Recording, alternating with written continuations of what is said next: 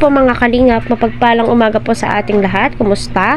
Naway patuloy po natin suportahan si Kuya Val Santos Matubang, Kalingap Rab at ang buong team Kalingap. Huwag po natin skip ang kanilang ads para sa ganun po ay marami pa pong kababayan po natin ang kanilang matulungan.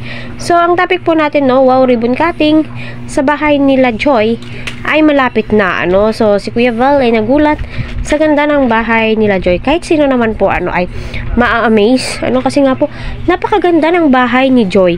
May terrace pa, so up and down po So mapapasa na all ka na lamang po talaga sa mga beneficiary nila Kalingap Rab. At marami akong nababasa na mga viewers na naway hindi magbago po sila at maging humble, mag-aral ng mabuti. Yun naman po talaga ang gustong mangyari nila Kalingap Rab. So kita po natin ang excitement ni Joy sa bahay po nila. At sinabi nga po niya noon na halos ayaw niya na pong umalis sa kanila, dahil nga po sa wakas ay may bahay na po sila, safe na po sila, hindi na po sila na uulanan, so napakaswerte po talaga nilang lahat. Sa panoorin po natin yung upload ni Kuya Val, ay suportahan po natin sila.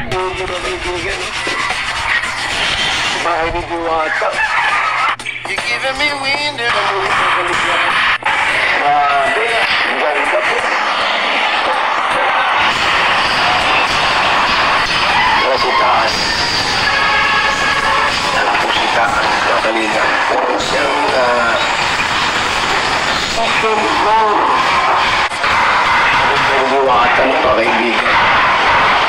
Ito meron pa narating. Ay na! Ay nado kayo. Ay bato. Ano ko ng bahay? Bato ka na dito?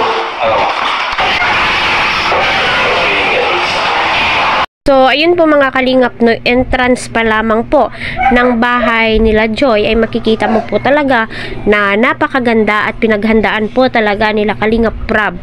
Kasi sinabi nga po ni Kalingap Rab, ang kanilang pabahay ay pang lifetime na po ito. So maraming salamat sa iyo Kalingap Rab, especially sa mga viewers, supporters, sponsors na nasa likod ng tagumpay ng tahanan po nila Joy. At kita po natin yung fundasyon ng bahay nila Joy ay napakapulido. Grabe po yung mga karpentero ni Kalingap Rab, mapapabilib ka po talaga sa kanilang gawa.